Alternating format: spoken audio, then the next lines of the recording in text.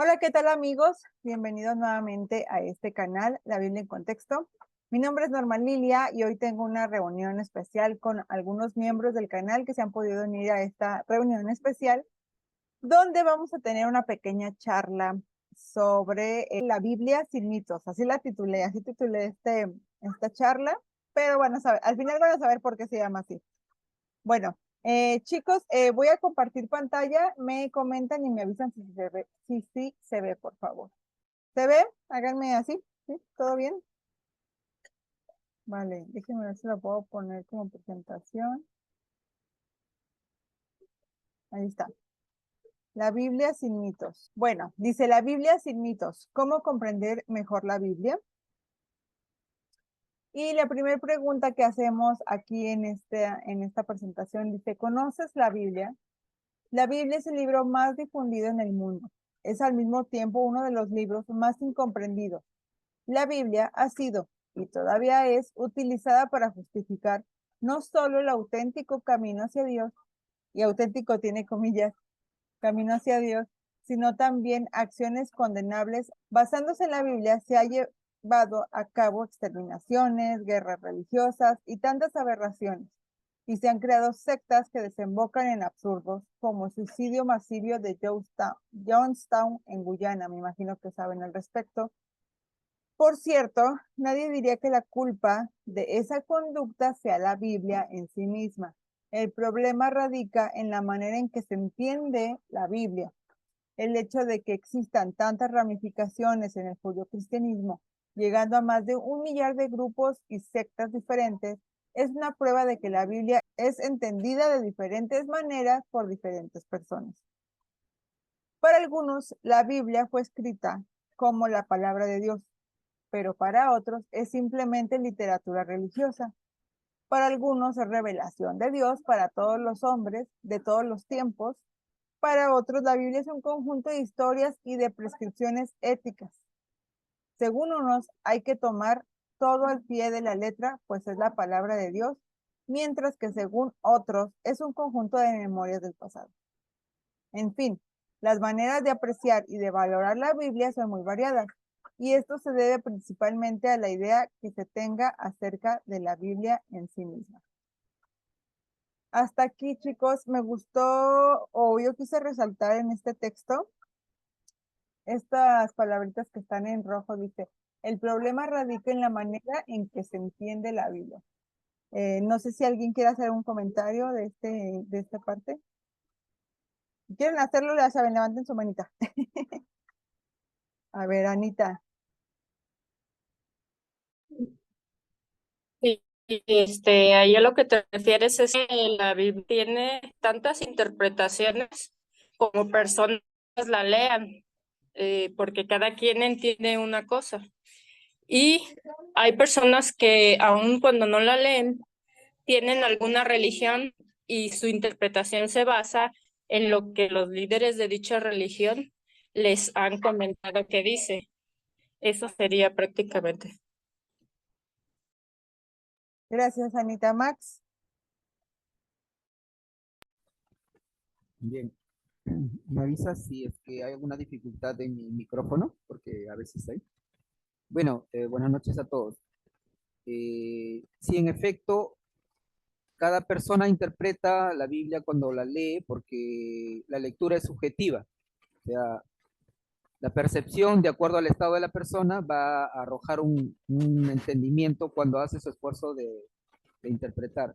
Pero mayoritariamente las cosas que acabas de describir, en su mayoría se deben más que todo a interpretaciones grupales, o de un líder en específico, o grupales, ¿no? O sea, de organizaciones o sistemas religiosos, o agrupaciones como sectas, las que generan lo que causa más revuelo, mejor dicho, en cuanto a que se le achaque a la Biblia desde la sociedad problemas con ciertos grupos o con ciertas personas. No es tanto cómo interpreta cada uno, sino cómo dejan que otros o otra persona se lo interpreten. Aquí tú lo has puesto en rojo. El problema radica en la manera en que se entiende la Biblia. Y también se podría decir el problema radica en la manera en que no se entiende la Biblia, ¿no? Porque la verdad es que la evidencia es mayor en cuanto a que no la entienden. Y al no entenderla es la razón por la cual se generan distorsiones, ¿no? Distorsiones al mensaje de la Biblia o maximizan cierto aspecto de la Biblia eh, un líder o un grupo de líderes. En el movimiento protestante, yo quisiera decir esto, en el movimiento protestante se ha difundido más la interpretación libre, es decir, que los creyentes en sí mismos pueden hacer su interpretación de la Biblia. Y antes de que surgiera o aumentara el conocimiento de los métodos de estudio bíblico, antes que se difundieran más por medio de Internet, esto es lo que generó lo que ahora vemos en cuanto a desinformación respecto a la Biblia, ¿no? Es decir, cada quien subjetivamente fue interpretando de acuerdo a su sociedad, a la sociedad donde vivía, a su cultura, eh, y así se fueron formando, ¿cómo se dice?, agrupaciones personas que se asimilaban a determinada interpretación, a determinado movimiento. Por ejemplo, solo para hacer un comentario, aquí en el Perú, por ejemplo, en el mundo andino, un movimiento tuvo bastante auge así rápido, como la miel a la cual acuden las abejas, porque hicieron una mixtura entre la cultura bíblica o la Biblia en sí, ya, así sin entender su contexto en realidad, y mezclándolo con la cultura inca. E hicieron una especie de movimiento en la que querían vivir como el tiempo bíblico, pero con la mixtura incaica, de ser andino, y fundaron una organización religiosa que se jacta hasta ahora de ser auténtica peruana, oriunda del Perú, ¿no? Como que Dios le habló a un peruano y le reveló y el hombre se hacía llamar profeta. Entonces, eso es una característica de cómo la gente lo subjetiviza de acuerdo a su realidad, ¿no? Y bueno, eso quería comentar. Gracias, Max. ¿Qué es la Biblia? Solamente eso, ¿qué es la Biblia? Bueno, viendo lo que mis hermanos anteriores habían comentado, que vi que el hermano anterior comentó mucho de cómo es la interpretación. Yo pienso que la Biblia es un tema que no se ha completado. El estudio de estudiar la Biblia es un tema que no ha tenido final, porque creo que la Biblia ha tenido las interpretaciones según las necesidades sociales de los individuos, según el gusto preferencial de aquel que la investigó, que la estudió, según lo que él quiso transmitir, y se añadían a esa idea las personas según su inclinación de necesidad como almática, sentimental o social. Porque hay que entender que no podemos despegar la Biblia de la vinculación del contexto cultural y del contexto social. Claro, la Biblia, para los que somos creyentes, que entendemos que es palabra de Dios, es palabra de Dios, pero no deja de tener las influencias, o mejor dicho, las vinculaciones sociológicas y de eso. Pero ¿cuál es el mayor problema de la Biblia? Yo entiendo a nivel de que cada quien la puede interpretar de una manera. Es porque aún vemos, por ejemplo, que hay hermanos adventistas, pentecostales, bautistas, que no están de acuerdo, pero dentro de cada denominación también surgen desacuerdos. El problema radica para mí en algo que no se ha entendido, y es como, no sé si será una injusticia universal que ha habido, y es que la Biblia no se escribió en ningún idioma de lo que hoy estamos aquí hablando. Si la Biblia, la palabra de Dios, se hubiese escrito en el idioma castellano, todos fuéramos conocedores de la verdad, sin problema, y todos esos libros y estudios y análisis no vinieran a ser, porque Dios inspiró la Biblia en el español, en el idioma castellano, y ahí todos estamos cómodos.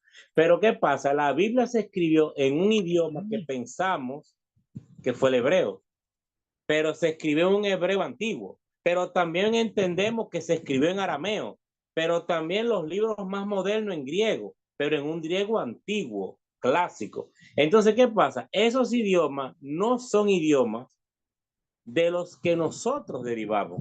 Entonces, una palabra en hebreo que significa jarro, también significa carro, también significa perro. Poniendo un ejemplo, o sea, no es que esté diciendo algo literal, sino que una palabra en hebreo que significa mujer, también significa joya. Entonces, ahí está el problema.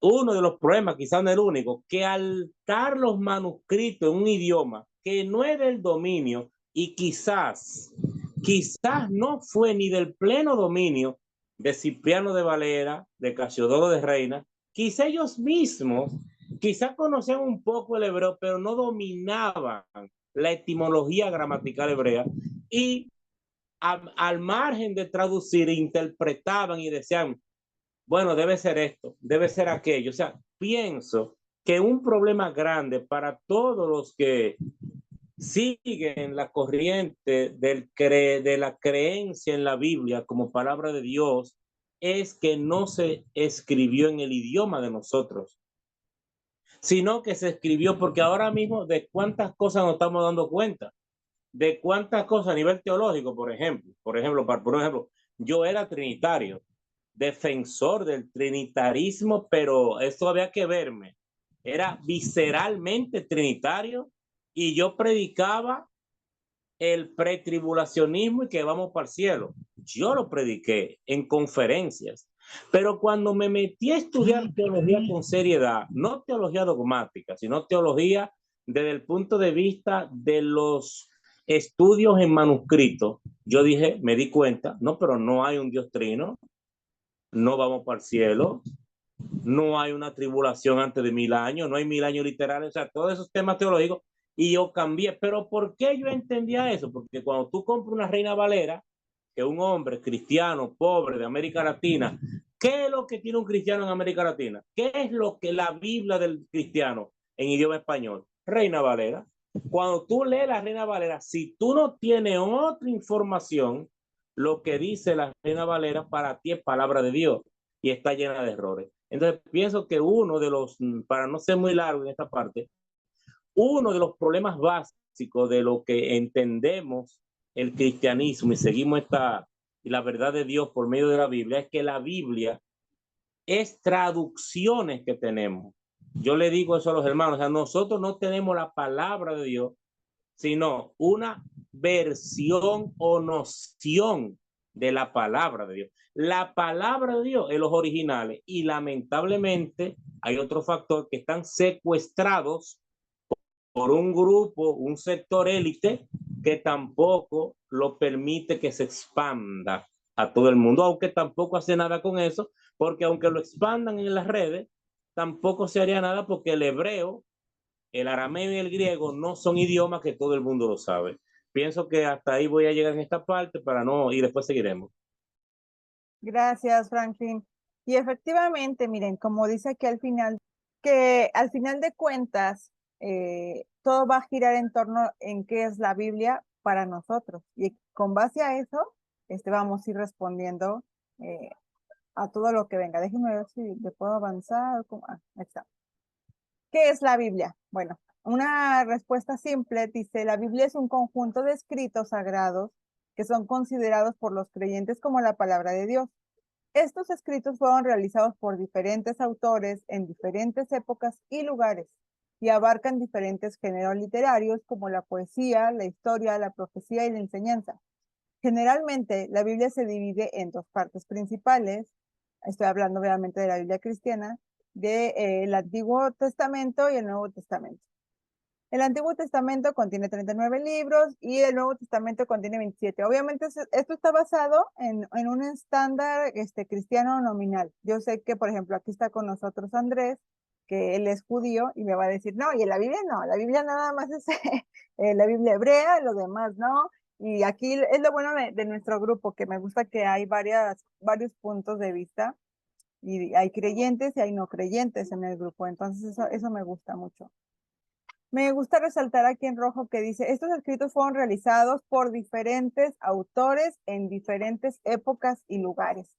Es bien importante que desde un inicio sepamos esto y lo tengamos así clarísimo. Yo sé que muchas veces, si tú le dices a un cristiano normal o que le gusta estudiar, te va a decir, obvio, yo ya sé que son diferentes autores, pero hay mucha gente que no lo sabe, aunque no lo creamos, todavía hay gente que no lo sabe. Entonces, es importante resaltarlo porque al ser escrito por distintos autores, va a tener distinto tipo de escritura, no, y no me refiero al idioma en sí, sino al cómo estructuran su mensaje. Va a tener distintos enfoques también, porque también fue realizado en diferentes épocas. Hay nada más que se me olvidó ponerlo aquí, hay algo que se llama situación vital, que se utiliza mucho en estos estudios bíblicos, que habla de la situación vital, no solamente de lo que se te está relatando, sino de lo que vivía la persona en el momento que lo escribió. Y que a partir de lo que tú ves en cómo fue escrito, tú te puedes dar cuenta de qué situación vital tenía el autor. Un ejemplo de estos sería, por ejemplo, cuando habla en el libro de los jueces, se resalta mucho que dice, y esto pasaba porque no había rey en Israel, o y esto sucedía porque no había un rey en Israel. Ustedes están leyendo varias veces eso en jueces, ¿qué se les viene a la mente? Que el que lo escribió seguramente ya estaba viviendo en una monarquía, porque él resalta mucho eso. En ese tiempo no había rey en Israel, o esto pasaba porque no había un rey. Entonces eso te da una pista de la situación vital del autor del libro de los jueces. Entonces te da, tú puedes investigar la situación vital de los relatos en sí y del autor a través de ciertos, ahí como pistas que dejaron los autores. Y que también abarca diferentes géneros literarios. Ya puse aquí la poesía, la historia, la profecía, la enseñanza. Eso también es bien importante que lo tengamos en claro porque solemos interpretar la Biblia como, de hecho, es parte de lo que hay muchos problemas. Tomamos la Biblia como todo, como si todo fuera historia, todo fuera una historia cronológica. O sea, leemos, por ejemplo, Adán y Eva, el relato de la creación, y es histórico porque es algo cronológico. Ahí dice el primer día y así, y como choca con la ciencia, pues algo está malo, la ciencia o la Biblia, porque eso es historia. Pero realmente el Génesis es historia en el concepto que nosotros tenemos moderno de historia, ¿o no? ¿Ninguno? Ok, entonces continúo. Entonces continúo. Dice, bueno, aquí hablo de la división, pero ya sabemos que son más libros, que hay muchos libros que no están en la Biblia como tal, pero que también se pueden estudiar. Entonces vamos a la siguiente. Memorización o comprensión. Conocer la Biblia no es cuestión de memorización de textos, sino de comprensión. La memorización de textos implica simplemente recordar las palabras y frases de la Biblia, mientras que la comprensión implica entender el significado y el mensaje detrás de esas palabras y frases. No es solo una cuestión de conocer las historias allí narradas, como se practica en los concursos bíblicos. ¿Alguno de ustedes bueno, yo creo que todos los que estuvimos en una iglesia, sobre todo si es evangélica, no sé, en las sinagogas podría si se maneja así, que se hacen estos concursos de memorización. A ver, aquí levanten su manita o si quieren comentar si estuvieron en esos concursos bíblicos de memorización. A ver, alguien díganme, o pónganme ahí un sticker, aunque sea, o algo así. Dice Andrés que no, en las sinagogas no. Ay, no, no, pero sí memorizan, ¿no? En el, Antes que perdón que te interrumpa, pero memorizar, ¿a qué te refieres? ¿Que aprendeme un versículo repitiéndolo una y otra vez hasta que me lo aprenda? No. de memoria, lo que pasa es que en la Biblia, no solamente, bueno, en la Biblia, perdón, en la iglesia, al menos en las iglesias que yo estuve, te lo aprendes de memoria y hacen concursos sobre eso, yo me aprendí el Salmo 19 y lo recitas, ¿no? Ah, no existe, no existe eso. Uno se la sabe porque la viene leyendo y escuchando todas las semanas, pero no es porque uno la toma y voy a aprenderme esto de memoria, no existe eso. O menos, a mí por lo menos no me ha tocado nunca ver eso. Claro. Pero sí se practica la memorización, ¿no? Como dices tú, ya por defecto de sus formas. Dentro de estudiar discusiones y cosas así, sí, pues, pero como memorización, como tú me lo estás explicando, no. Y de todas formas estarías de acuerdo con esta frase de que memorizar no es comprender, ¿verdad? No, porque hay... Es que por eso nosotros no memorizamos, solo discutimos los comentarios. Ah, ok, perfecto. Dice, conocer la Biblia implica ser capaz de entrar en el mundo interior, procurar comprender las intenciones de los personajes y autores bíblicos. También esto me gustó resaltarlo en rojo porque es como les dije ahorita el ejemplo de lo que podemos encontrar en el libro de los jueces. ¿Cuál era la intención? ¿Cuál creen ustedes que sería la intención de algún autor de este libro de los jueces cuando resalta esa parte de que no había rey en Israel? ¿Qué creen que es lo que quiere resaltar? Participen, no sean tímidos. A ver, Andrés.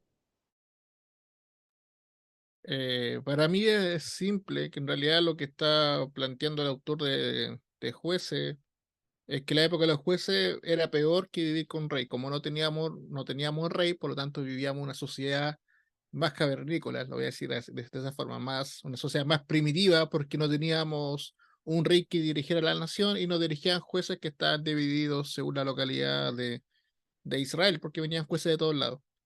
Y había un desorden, al menos eso es lo que él considera. Entonces, el que escribe ya tiene, digamos, una fidelización con la monarquía.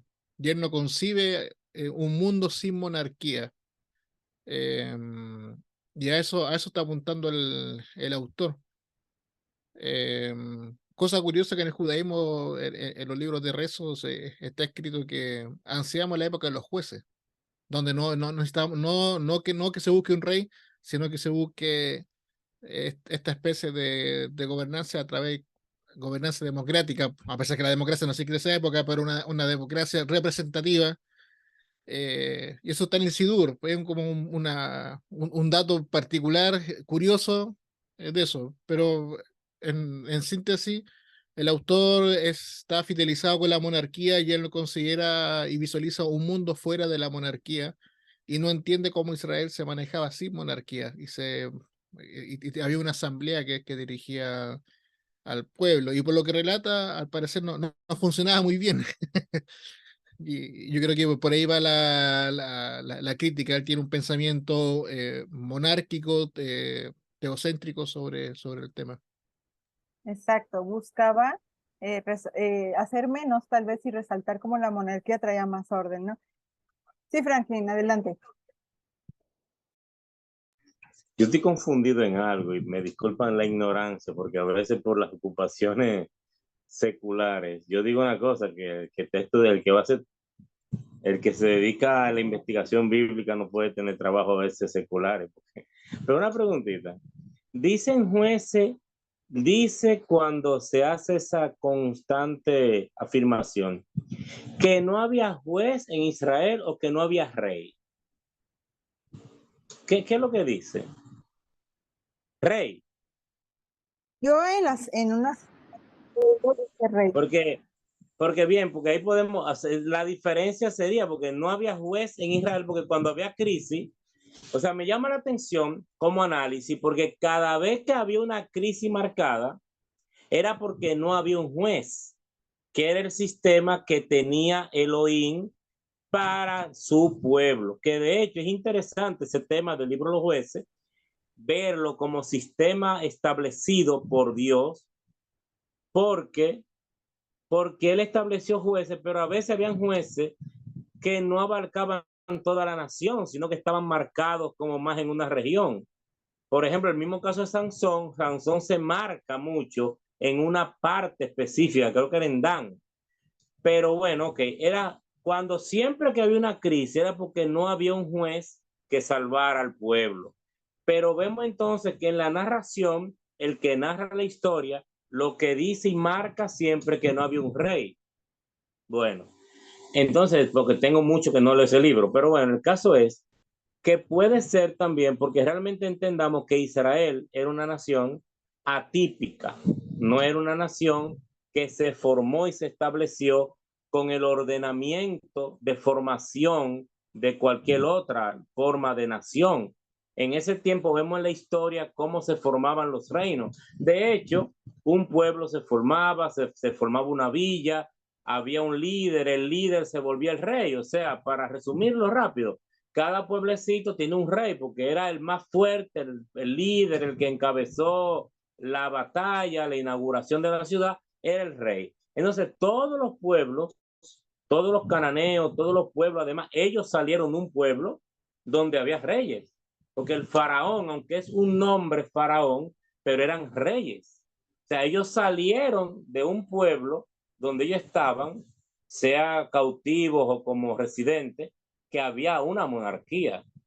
Entonces, todos los cananeos eran reinos. Por lo tanto, yo creo que había un conocimiento, no tenía que ser una persona que había vivido en una monarquía, sino que conocía, porque por ejemplo, yo no he vivido nunca en una monarquía y yo puedo dar una explicación del sistema monárquico, yo nunca lo he vivido. O sea que en eso pienso, no necesariamente cualquier judío quizá podía saber que había un sistema monárquico y ver las otras naciones y ver además de cómo era Egipto y decir, mira, ahí había un orden y quizá cuando ellos se veían con una situación de decadencia, decir, si fuéramos como las demás naciones, esto nos pasara. Si fuéramos, porque ese fue el anhelo cuando Saúl, que Dios no quería darle rey y ellos sí querían un rey, porque ellos decían como las demás naciones. Ellos querían ser como las demás naciones cuando Dios no quería que ellos fueran como los demás, sino que ellos se vieran como un testimonio del nombre de Dios para el mundo, una plataforma de donde se extendiese el nombre del Creador y la esperanza de la redención, que es el mensaje central de la Biblia en ese sentido. O sea, creo que ahí es que va el lineamiento, más o menos. Ok, Franklin, mira, aquí ya Andrés y Max nos pusieron unos textos en el chat, de todas formas, por si quieres revisarlos. Pero, por ejemplo, dice Jueces 21-25, en esos días no había rey en Israel y cada uno hacía lo que parecía bien a sus ojos. También dice en Jueces 18:1, por aquellos días no había rey en Israel y por lo mismo, y por el mismo tiempo la tribu de Dan buscaba para sí una heredad donde habitar hasta que en aquel momento no había caído heredad entre las tribus de Israel. Y son varios, digo, no los vamos a leer ahorita todos porque en sí no es el foco de la charla, pero sí el que podamos ver cómo estas pistas nos dejan ver la intención del autor del libro. Aparte de relatarte, como dice Franklin, el bien o el orden que traían los jueces a Israel, él te deja ver cómo la persona que lo escribió, de cierta forma está resaltando que la monarquía pues era como algo mejor, ¿no? Un estadio mejor. Bueno, voy a continuar. Dice así. La importancia del contexto. La Biblia fue escrita en un momento y lugar específicos de la historia y refleja las creencias, valores, costumbres y circunstancias de su época. Por lo tanto, para entender su mensaje, es necesario conocer el contexto en el que se escribió. Esto implica tener en cuenta factores como la cultura, la política, la religión, la economía y la sociedad de la época. Por ejemplo, las palabras y expresiones utilizadas en la Biblia pueden tener significados diferentes en el contexto histórico y cultural en el que se escribieron. Además, los eventos y personajes mencionados en la Biblia pueden ser difíciles de entender sin un conocimiento adecuado del contexto histórico y cultural en el que se desarrollaron. Dice aquí en lo rojito, dice las palabras y expresiones utilizadas en la Biblia. A mí algo que me gusta mucho, o me gustó mucho descubrir, fue esto de los eufemismos que encontramos en la Biblia, que son estas expresiones muy propias del idioma en sí, y que muchas veces en la Biblia se ha traducido así literalmente como se escuchan, pero no el significado que tienen. Aquí quise poner un ejemplo que es como que el básico, el clásico, que es Primera de Samuel 24:3. No sé si ustedes tengan una Biblia ahí en la mano. Si de preferencia tienen alguna que no sea la Reina Valera, por mí mejor, porque yo la que tengo es la Reina Valera. A ver, Andrés, me gustaría mucho que me dijeras cómo se lee en el Tanaj que tú tienes ahorita. A ver, yo voy a buscarlo aquí, Primera de Samuel, primer libro de Samuel, perdón. Primero de Samuel 24:3. Dice, y cuando llegó a un redil de ovejas en el camino, donde había una cueva, entró Saúl en ella para cubrir sus pies, y David y sus hombres estaban sentados en los rincones de la cueva. A ver, ¿alguien tiene otra versión, por favor, que nos quiera compartir? Andrés. A ver, Max primero levantó la manita. Tengo la Biblia textual, ¿Ok? 1 Samuel 24:3. Dice, y cuando llegó a unos rediles de ovejas en el camino donde había una cueva, Saúl entró en ella para cubrir sus pies, no, dice igual, y David y sus hombres estaban sentados en la parte más interna de la cueva. También lo traduce el textual, así, no interpreta el modismo. Claro. A ver, Andrés, si nos puedes compartir, por favor. Dice, llegó a los rediles de ovejas en el camino y allí había una cueva. Y Saúl entró en ella para hacer sus necesidades. Y David y sus hombres estaban sentados en los rincones de la cueva. ¿Cuál versión es, Andrés? Esta es la versión de Marco Heredi, la versión del seminario rabínico. Gracias. Efectivamente, eso de cubrir los pies se refiere, o es un eufemismo, a literalmente ir a hacer del baño, ¿no? O ir a hacer sus necesidades, porque incluso decir del baño ya es como tipo de eufemismo muy de nuestra lengua. Y cómo vemos ahí que con Andrés se lo tienen un poquito mejor traducido. Dime, Max, ¿levantaste la mano nuevamente? Sí, hay una referencia, bueno, en lo que tiene una nota al pie, aquí la Biblia textual y seguro algunas Biblias de estudio también la tienen. Dice, se refiere a hacer las necesidades fisiológicas, o sea, ha traducido textual, literal, pero el modismo lo han aclarado abajo, ¿no? En la versión que se acaba de citar de Marcos Severi, ya está el modismo incorporado, ¿no? En la lengua castellana para entenderlo. Es muy Claro. útil. En una ocasión me tocó platicar, creo que fue con el profe Héctor, Hola Cordero. Como ustedes saben, yo estuve estudiando con él un poco de hebreo, de arameo y de griego, pero él ha participado en traducciones bíblicas. Y hay diferentes tipos de traducción, ¿no? O sea, como ahorita nos menciona Max, la textual se supone que es literalmente lo que dice el texto, así se supone que lo traducen. Y hay traducciones dinámicas, que son estas que buscan adecuar lo que dice el texto a tu idioma, a tus eufemismos, a tus modos de expresión de tu idioma para que le entiendas. Y esta es una de las cosas, este pasaje a mí se me hace bien básico y clave para darnos cuenta de esto. O sea, si yo lo leo y yo no sé nada del contexto histórico, no sé nada, y no viene esa nota, como dice Max, que trae su Biblia al pie, si no viene, yo no sé qué es.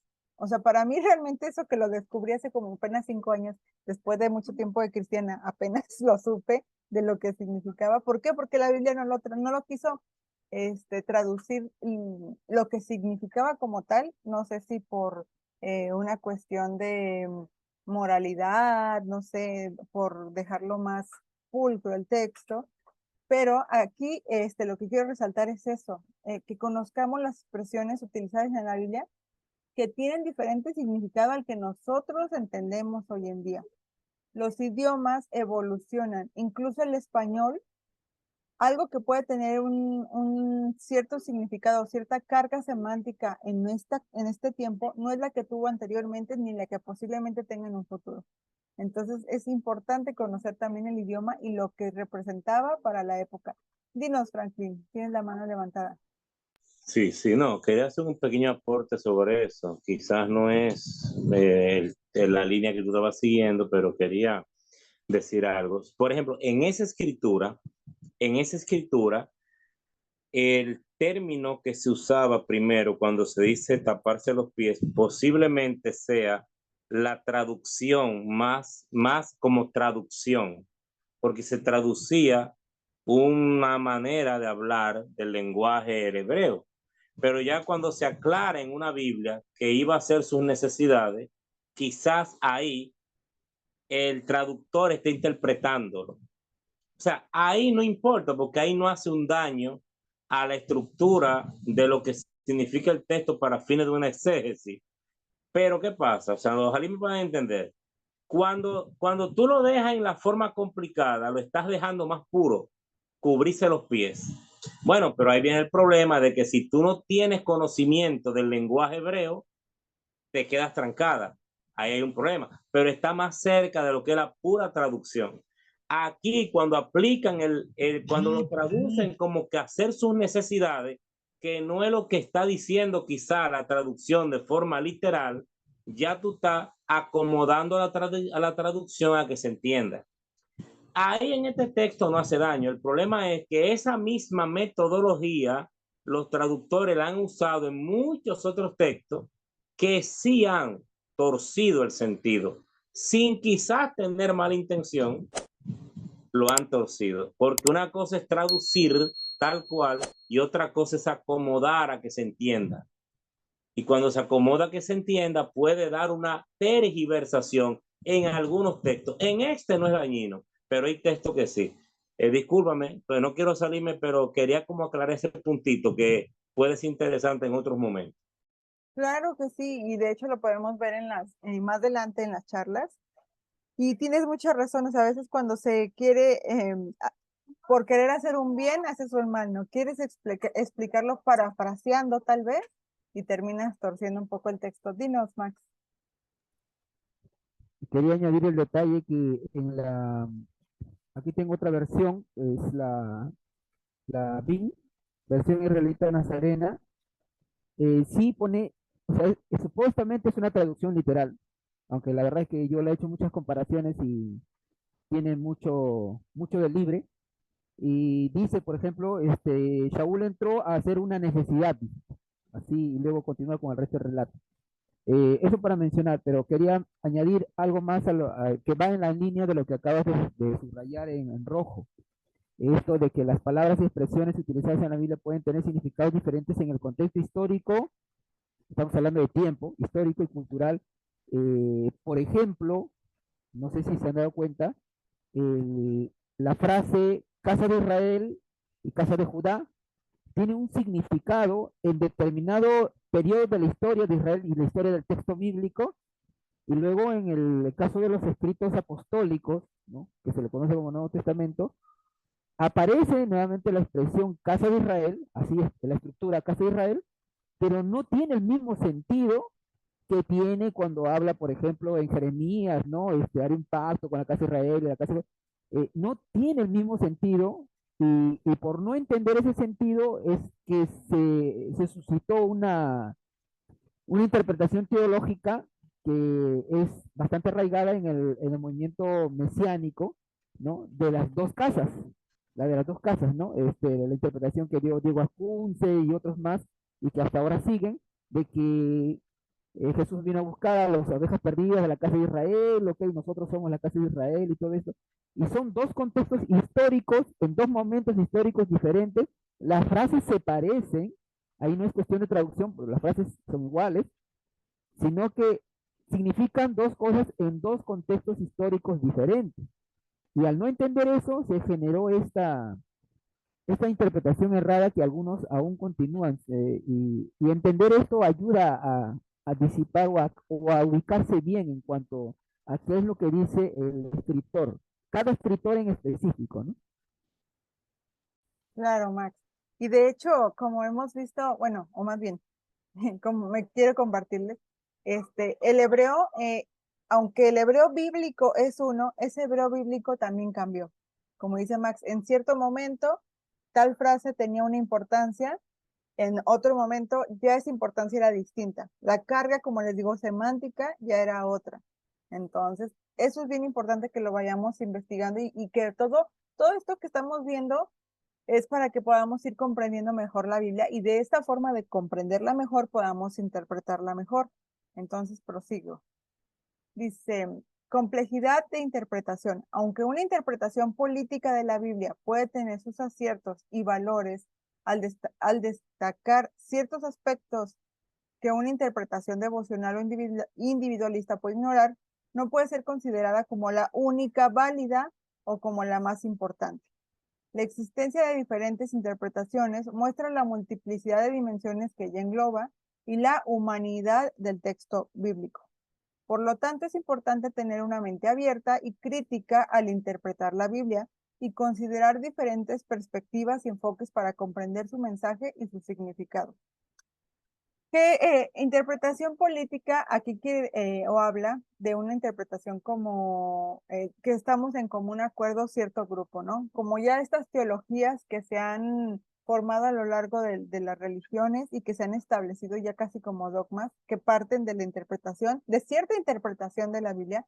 Dice que no es la única válida, o sea, no podemos tenerla como la única válida porque ya ellos, todos los seres humanos tenemos un sesgo, todos los seres humanos tenemos una perspectiva y que aparte al acercarnos sin el contexto adecuado hacemos esas interpretaciones, ¿no?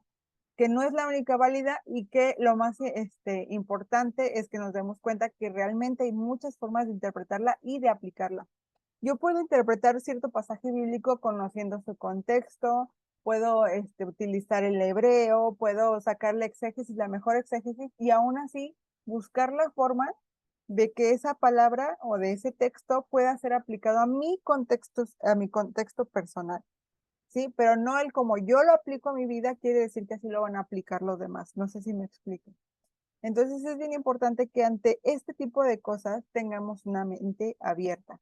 Y es bien importante mantener esta mente crítica a la hora de interpretar y escuchar interpretaciones de otras personas. Estar abiertos a esa interpretación.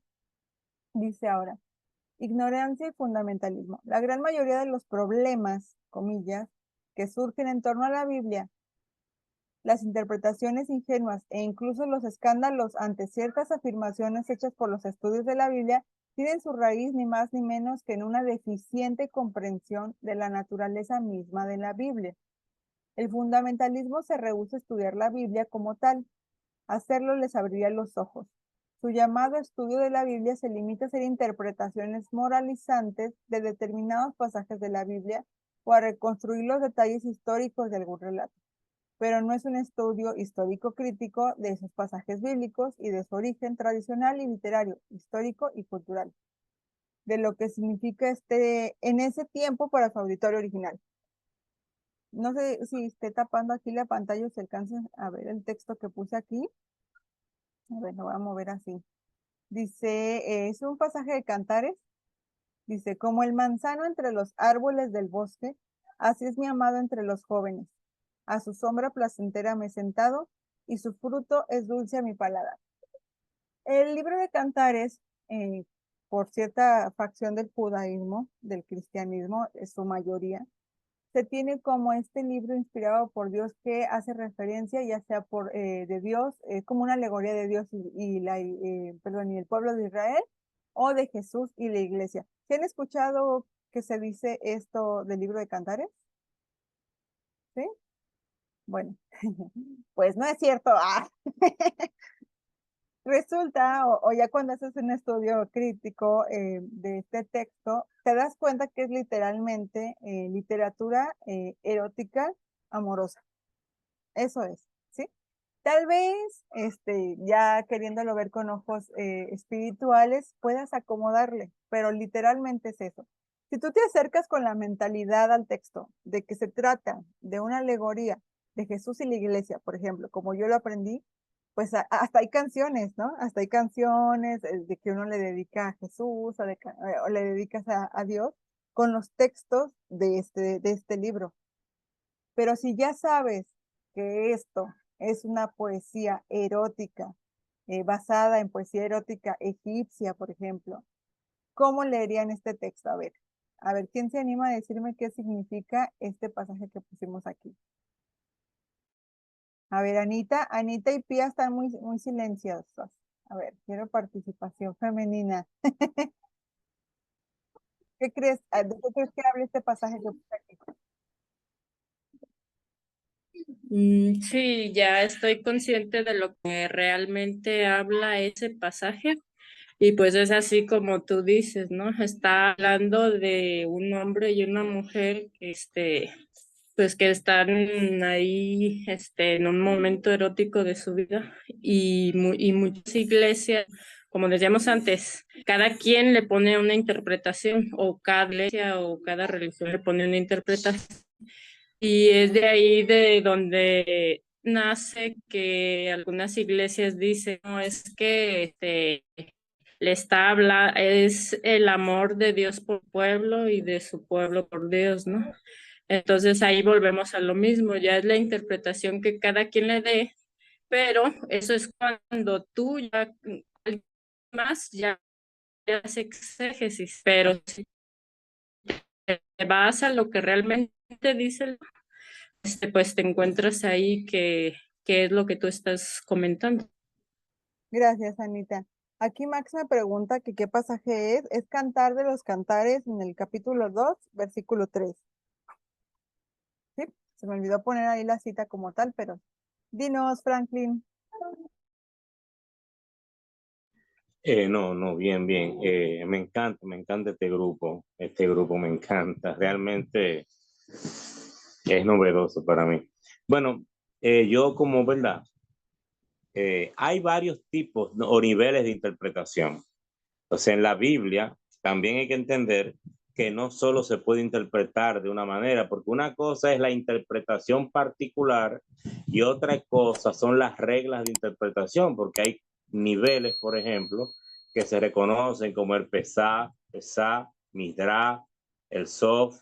Hay niveles interpretativos también, porque también está lo que es la aplicación, porque una cosa es que cada persona interpreta la Biblia y eso es algo particular que depende de tu nivel de conocimiento, de recursos, tu nivel de tu contexto inclusive social, pero también lo que es la interpretación misma textual. Por ejemplo, no es que deja de tener una vinculación con la relación quizás de Cristo con su iglesia o del Mesías con Israel.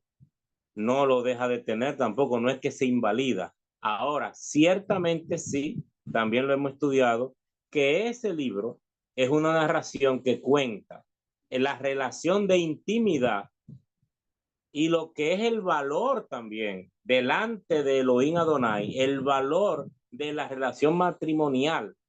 O sea, porque la relación matrimonial se ha satanizado en muchos niveles culturales en el pasado.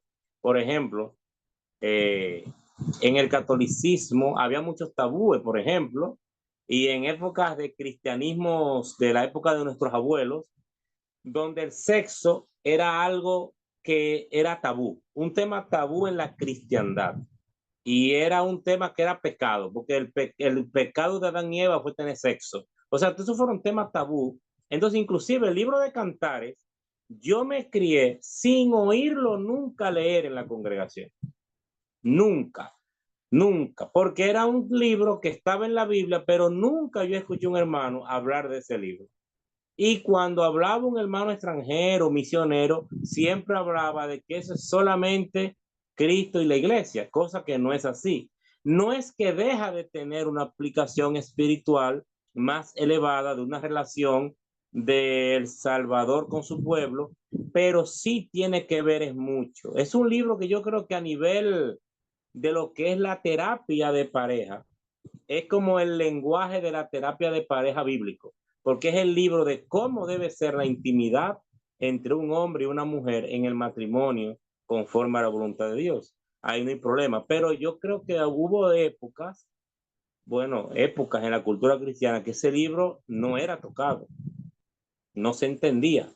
Y eso lamentablemente, gracias a Dios, se ha ido rompiendo esos esquemas, porque ahora, de hecho, ese libro se utiliza mucho en algunas congregaciones para lo que son ¿cómo se llama esto que hacen las charlas? ¿Cómo es cuando hay un concepto que se usa, consejerías?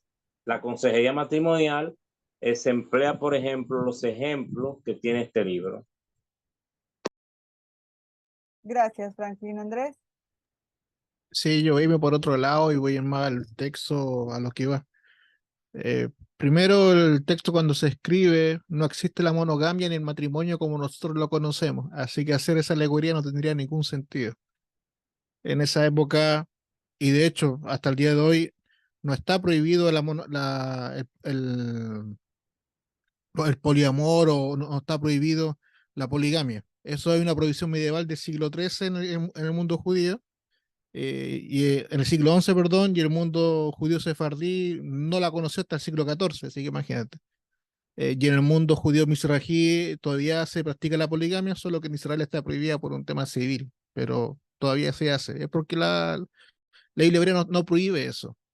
por eso fue un libro complejo cuando se intentó ingresar al canon definitivo judío, porque es un libro sexual, 100%. Entre una mujer que pareciera que fuera buen amante, igual que el hombre, y derechamente una relación completamente erótica del campo, que se daba y pareciera que fuera a escondida por el lenguaje que iba trayendo.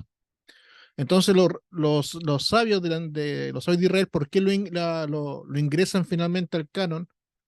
Porque dicen, ok, ¿cuántas mujeres tiene Dios? Dios no tiene mujeres, tiene una nación. Ok, entonces Israel. Está hablando de Israel y está hablando, y el amante es Dios. Y de ahí sacan interpretaciones, ¿no es cierto?, sobre que el árbol se refería al árbol de la vida del Gan Eden, y se hacen un montón de volteretas para ingresar el texto al canon. Pero el canon no está hablando de matrimonio, porque eso son interpretaciones modernas con un matrimonio de monogamia que no existe en la Biblia hebrea. Entonces, para entender primeramente el contexto de la Biblia hebrea, hay que sacarse la idea de la monogamia. Hay que dejarla al lado, inmediatamente. Con eso ya abrimos el campo completo. Muy fuerte eso.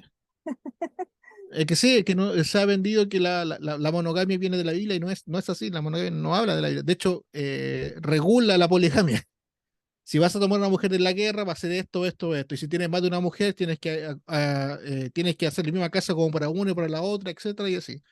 No. Entonces, el Cantar de los Cantares es un libro erótico que fue problemático, que ahora no sabemos quién lo escribió, probablemente el rey Salomón, haciendo una idea, según le dice la tradición, haciendo una idea de todas sus esposas y de la esposa preferida de él. De eso está hablando. Y es por eso que él se iba a ver escondida con su amada, porque tenía responsabilidad con su otra esposa. Entonces, por eso que generó tanto problema en el mundo judío para que entraran al canon, de cómo buscamos una justificación que ahora. Entonces buscaron ciertas interpretaciones, ciertas palabras clave, con llevarla al tema del Gan Eden, no el paraíso, porque no existe la palabra paraíso, el Gan Eden, y dijeron, ok, tiene una conexión, y esta conexión tiene que ver con Israel y Dios, y la entramos al canon. Pero es eso, para que lo tengan una idea, que es un libro que fue problemático esta última hora, y ahora se han escrito poesías sobre ese tema, y lo leemos en la sinagoga en ciertas festividades como un libro poético para una ocasión especial. Pero tenemos súper claro, y el mundo judío en el Talmud tiene súper claro las complicaciones del libro, y por eso fue el último en entrar. Justamente te iba a preguntar, oye Andrés, tú que sabes mucho del canon judío, ¿por qué lo metieron allí si está tan problemático? Pero ya te me adelantaste. Por la tradición que lo escribió el rey Salomón, entonces es por eso. Y que de todas formas no hay forma de comprobar que haya sido Salomón, o sea, también esa es parte de No tenemos ni cómo comprobar si existió el rey Salomón, pensando por ahí. Pues aquí quise resaltar esto en rojo de interpretaciones moralizantes, porque ya se ha hecho una interpretación de ese libro y se ha perpetuado en la historia del cristianismo, sobre todo, como vuelvo a decir, es el único referente que tengo yo para decirlo, y es como Cristo y la Iglesia o los esposos, ¿no? Que se van a casar. Y ya cuando ves el contexto tan erótico y sexual que tiene, hasta lo entiendes más, ¿no? Porque ya las referencias dices, seguro se refiere a tal cosa, o aquí, lo del su fruto fue dulce a mi paladar, dices, a ver, espérate, eso es ya clasificación C. Dinos, Max. Sí, justo, no específicamente sobre el verso que está en 3, sino sobre el que sigue, que es el 4. Se hizo una mención, me acuerdo, el profesor Garavito de la Sociedad Bíblica, cuando hubo una clase sobre hebreo, y él contó una experiencia justo del hecho de que existe una canción popular en el cristianismo que habla de su bandera sobre mí es amor, dice. De hecho, la canta, es así popular y todo. Y él se le hizo la pregunta como profesor de hebreo, se le hizo la pregunta cuando está a clase, y él le explicó, mire, lo que ahí dice, bueno, es un asunto de relación sexual, ¿no? Una relación íntima, y está, es específica la declaración ahí en hebreo y todo eso. Entonces dice, por favor no vuelvan a cantar esa canción porque no saben lo que están diciendo, eso no tiene nada que ver con Cristo y su bandera sobre mí es amor y todo eso. Hasta eso se llega, ¿no? En el hecho de desconocer Y imaginarse que el escritor oyera eso, mira, están cantando y supuestamente a alguien sacro, que ellos dicen Cristo es sacro, le están cantando que él y su bandera, entonces es una mezcla extraña del desconocimiento de la Biblia, ¿no? Claro, aquí lo que lo salva, Max, es que como no sabían lo que significa, pues su pecado no es tan grande, digámoslo. Dinos, Franklin. No, quería decirle, no, que no todos los que, no sé si el hermano Andrés es judío, aunque le veo el acento chileno, no sé si es judío convertido, No, pero no, porque el hermano, quiero decirles que no todos los judíos piensan igual. O sea, yo he escuchado judíos, porque no todo Israel, todo israelita no tiene la misma secuencia interpretativa. Hay muchas diversidades entre judíos nativos y conversos. De hecho, entre que ha mencionado aquí los hermanos, esos que se congregan las raíces hebreas, lo de las dos casas, entre ellos hay muchos tipos de divisiones, y en los judíos hay judíos sefardí, askenazí, los reformistas, los ortodoxos, o sea, hay muchos tipos. Y ellos mismos, cuando introducen eso en el canon, también es porque esos rabinos de ese tiempo entendían un significado muy espiritual, porque yo he escuchado interpretadores judíos que lo ven muy sublime ese libro y no le dan el aspecto que le hemos dado. O sea que ahí hay otra cosa. Yo tampoco estoy en contra de la poligamia, porque yo creo que la Biblia la menciona. La Biblia la menciona y tiene un sentido. Y yo he dicho, inclusive he expuesto eso, porque la poligamia tenía un sentido social, cultural en ese tiempo que ahora no encajaría igual. Pero sin embargo, si no sé si entendemos que la Biblia tenga algún, no, porque no sé, a veces me siento un poco, pero la Biblia, si entendemos que la Biblia es palabra de Dios, que todavía la entiendo yo así, quizá después no sé, pero el caso de Adán y Eva es el ejemplo de lo que era la unión conforme a la voluntad de Dios, o sea, Adán y Eva, porque Dios no le hizo varias mujeres a Adán, sino una. Pero ya ese es otro tema, no quiero salirme del tema, pero el caso es que ciertamente Dios permite la poligamia, pero no es que Dios la establece como un mandato. O sea, Dios no manda que hay que ser polígamo, el hombre es polígamo y el hombre debe tener... No, no. Hay una situación que establece la poligamia por una coyuntura, pero en el orden primario, Dios establece un hombre para una mujer. Bueno, pero hasta ahí llego. gracias. Solo perdón, solo un paréntesis, antes que se acabe el tiempo. Yo no soy converso, soy nacido. Lo otro es que yo tenga acento chileno es porque pertenezco a la comunidad de Chile. Pues da lo mismo el país, el judío no puede ser de cualquier lado. Es de la diáspora. Sí, y lo otro, lo que tú dices es cierto, hay varias interpretaciones, pero son las interpretaciones que los sabios, los jajamín empezaron a adaptar para poder dar una explicación al Cantar de los Cantares y que no tuviera un problema, porque el Cantar de los Cantares en la época del Segundo Templo era un libro muy conocido y era eh, digamos, muy leído, muy leído. Entonces, como traía problema la interpretación y como era un libro muy popular para la época, tuvieron que hacerle interpretaciones para poder ingresarlo, porque aún así no sabemos bien cómo apareció el Cantar de los Cantares.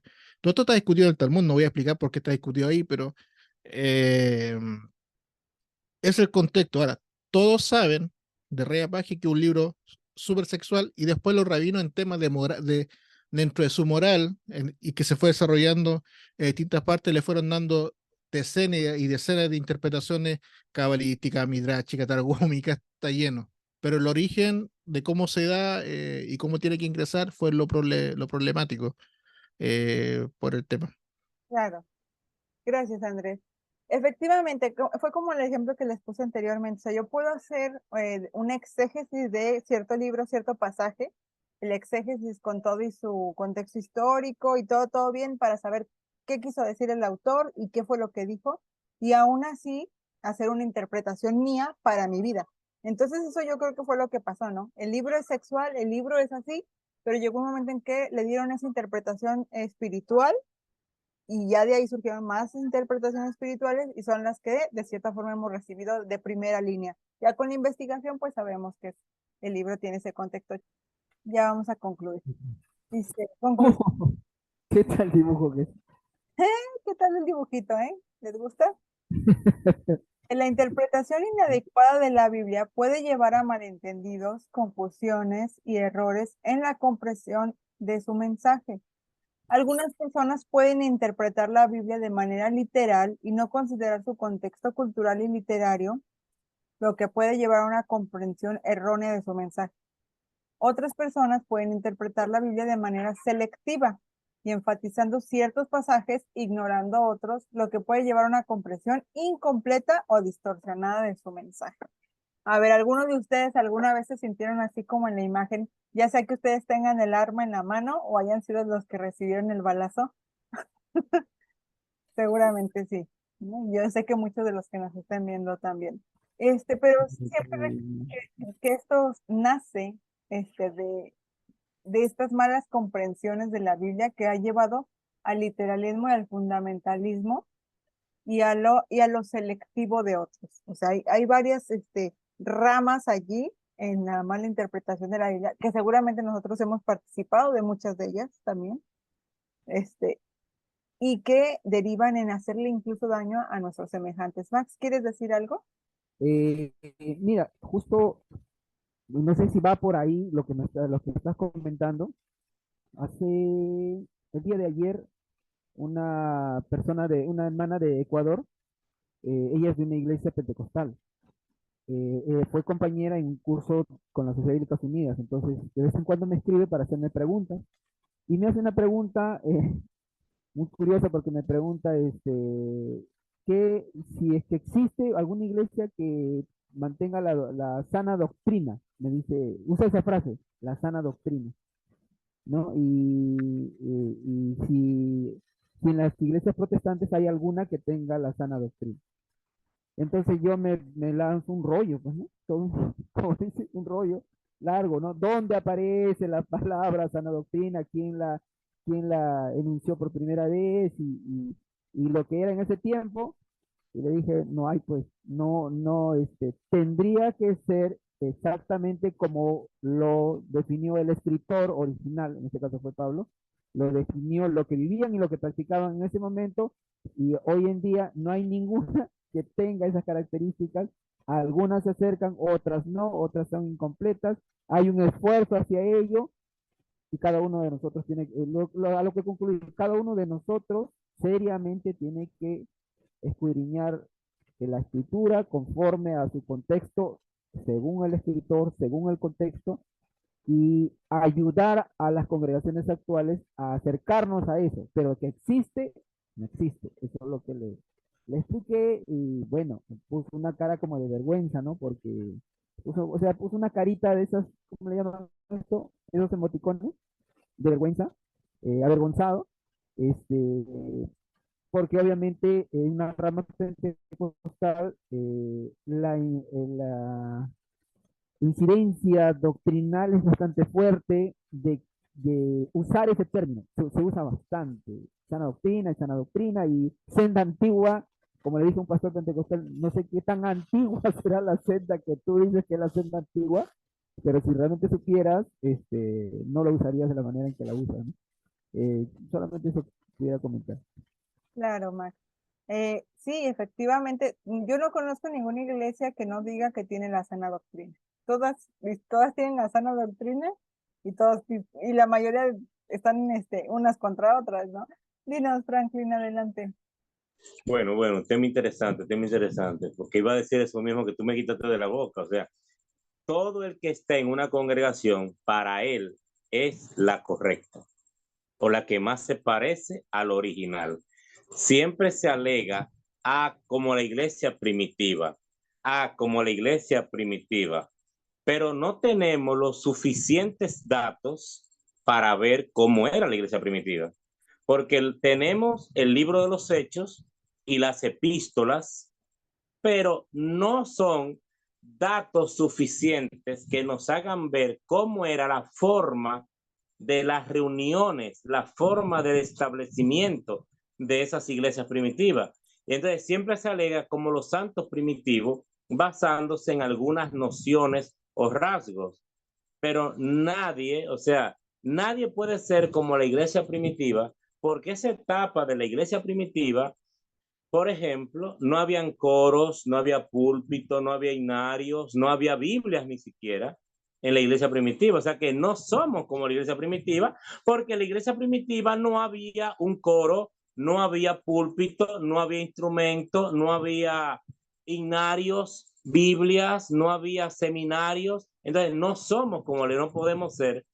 Y otra cosa es que tampoco nunca se vio, y no es la promesa, que haya una unicidad en la iglesia. O sea, nunca, nunca. Yo hablo en el punto de vista cristiano, ¿verdad? De la cosmología cristiana.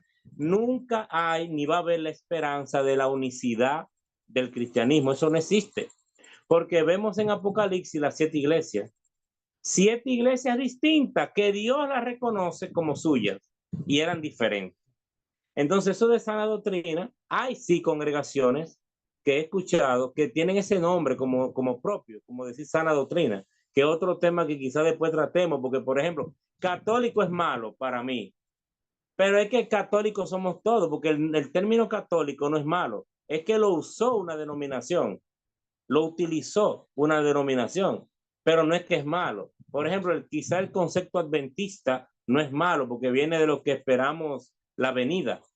Entonces, son muchas cosas, pero lo que quiero decir es que realmente todo el que esté en una congregación entiende que es la más correcta, pero realmente tenemos cosas seguras como que el sol está ahí, las estrellas, el mar, pero en cuanto a lo que es la Biblia, nadie puede tener la certeza absoluta de decir que yo tengo la razón. Por eso hay muchos grupos y cada quien en su grupo está en paz. Gracias, Franklin. Y pues sí, efectivamente, o sea, todos dicen que tienen la sana doctrina, o todos decimos que tenemos la correcta interpretación. Por eso decía unas láminas atrás de que debemos de tener esta mente crítica y darnos cuenta que no solamente nuestra interpretación puede ser la correcta, o no tal vez la correcta, sino no es la única que existe como tal.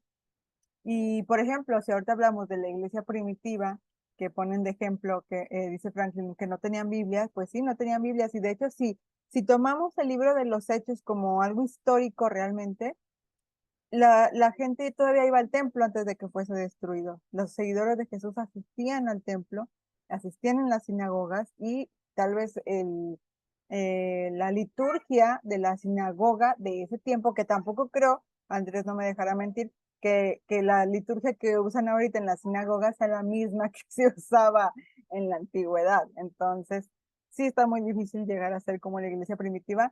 Es esta utopía bonita, porque por eso es utopía, ¿verdad? De querer ser así. Entonces es muy difícil, pero volvemos aquí al tema, ¿no? De cómo el cómo nos acercamos a la Biblia y el cómo comprendemos la Biblia en sí misma nos lleva a las interpretaciones y a las comprensiones del texto de forma errada. Y bueno, chicos, para terminar, esta es la propuesta, ¿sí? Quizás algunos de ustedes ya han leído este libro. Sí, sí, qué bueno, y si no, pues lo vamos a leer. Yo ya lo leí, obviamente, pero la invitación es esta. Quise hacer este primer video con ustedes, esta primera reunión, para proponerles un círculo de lectura. Cuando a mí me preguntan, o me han preguntado muchas veces, oye, yo quiero iniciar en esto de las ciencias bíblicas, o cómo iniciaste, qué me recomiendas, yo siempre recomiendo este libro como básico para iniciar. Se llama La Biblia sin mitos, una introducción crítica de Eduardo Arens. ¿Sí? Este libro es como una base de la cual podemos ya partir a otros temas más complejos, ¿sí? Dice, estaremos estudiando de manera conjunta el libro de la Biblia sin mitos de Eduardo Arens con la finalidad de introducirnos al estudio crítico de la Biblia, retroalimentándonos con las reflexiones de cada uno. Es decir que yo voy a hacer una pequeña presentación tal vez de los temas que veamos o que quedemos de, ¿sabes qué vamos a leer hasta tal página? Lo que veamos en esa página voy a tratar de hacer una presentación pequeña, porque en sí el chiste va a ser dialogar de lo que aprendimos, de lo que entendimos, de lo que reflexionamos, de esos puntos que se trataban en el libro. ¿Alguno de ustedes sí conoce este libro? Díganme, aquí. No, no lo conozco, no. Dice Max que él tampoco, Andrés dijo que sí. Sí, es con Eduardo Arenz, es conocido en el mundo de ciencia bíblica. Sí, es muy conocido y es básico. Y fíjense, qué curioso. Este libro, Eduardo Arens es un sacerdote católico, es un teólogo, pero es también muy crítico, o sea, tiene varios libros bastante buenos. Y el libro es sencillo, no es complicado de leer, de hecho tiene un lenguaje muy sencillo y por eso quise empezar con este libro. Mi propuesta, chicos, es que nos reunamos una vez al mes vía Zoom, como ahorita. Y este video sí lo voy a hacer público porque a los que nos estén viendo, si quieres ser miembro del canal y quieres ser parte de estos círculos de lectura, pues debes de unirte como miembro del canal, dándole clic ahí al botón de unirse y pagando tu membresía mensual. Tienes este beneficio y otros también adicionales. Entonces, las próximas reuniones las voy a grabar, las voy a subir al canal, pero ya nada más estarían para los miembros del canal, no serían públicas. Miren, no es un curso, porque yo no soy profesora, ustedes saben, yo soy ama de casa, estoy todo el tiempo ocupada, pero de que podemos leer juntos y aprender unos de otros. Dice Anita que también like. A los miembros del canal que nos estén viendo en diferido, igual voy a dejarlo eso en el grupo para que ustedes den su opinión. Y como les digo, las reuniones serían una vez al mes vía Zoom. Ya estaríamos estableciendo cuándo sería la próxima reunión y cuántos, y yo les voy a decir más o menos de qué temas vamos a tratar. Así que si les interesa ser miembros del canal, les invito a que se den clic al botón de unirse para que sean parte del grupo y puedan tener estos círculos de lectura. Muchas gracias por haber visto este video. Recuerden que estamos aquí compartiendo. Nos vemos pronto y shalom.